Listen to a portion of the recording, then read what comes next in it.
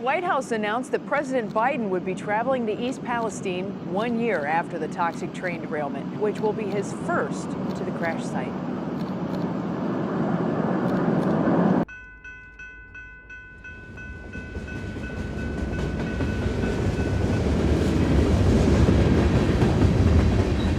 I've learned about this a lot through other environmental disasters that have happened.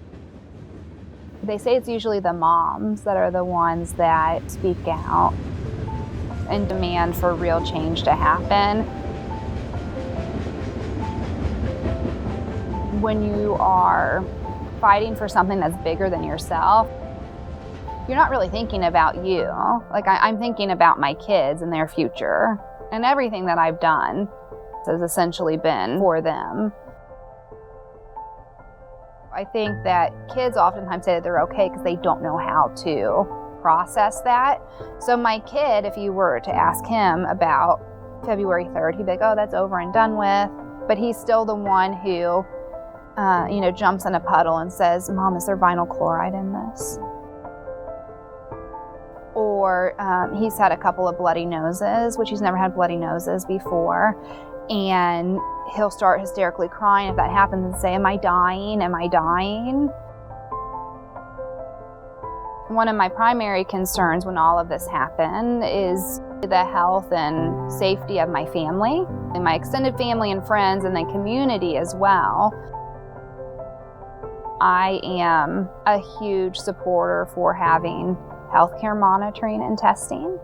And as of right now, that hasn't been done on a large scale. There have been some researchers.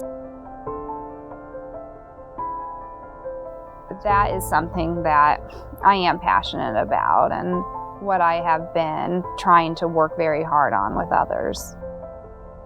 When I testified at the Senate, that was 3 days after my mom's funeral. And they said, we would like you to testify at this committee hearing. We know that your mom passed away and we know that it's not ideal timing, but we at least wanted to give you the opportunity. And so I said, okay, I'll figure it out. We very much appreciate you being willing to testify today.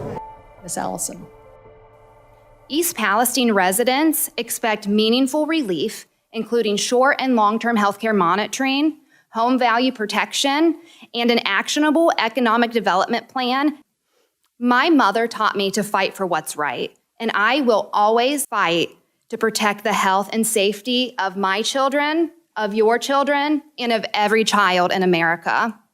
Remember, this is about people. This is about a community that no one had ever heard of before becoming ground zero in a small town being destroyed overnight.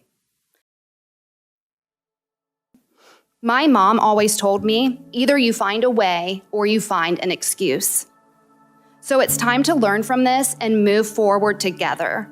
Let's find a way, not another excuse. I can already see this derailment won't define you. It just it defines you in a different way. Your courage, your resilience to this community. We look out for one another. We leave no one behind, and we come back stronger than before. That's what you're doing here. That's what's happening right here in this community.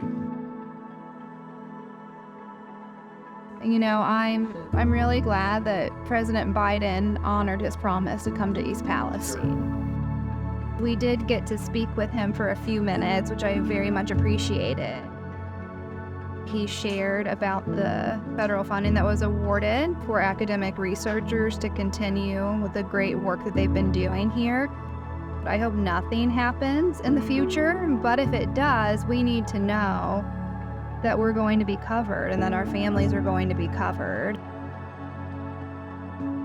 I don't know what the future holds for me, but as long as there are still those questions that are left unanswered, I am still going to talk about it and advocate for the community.